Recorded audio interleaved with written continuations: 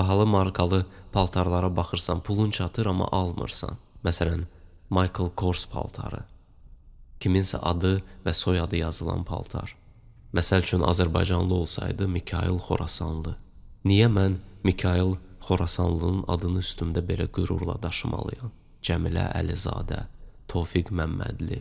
Birinci mərhələ məmnuniyyətsizlikdir. Tofiq Məmmədlinin paltarını alırsan, amma adiləşir, səni məmnun eləmir.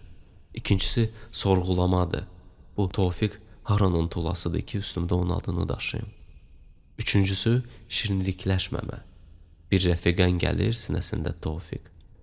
Amma həsəd çəkmirsən ki, ayda, kaş mənim də sinəmdə indi bir Tofiq olardı. Sərhədi aşmaq.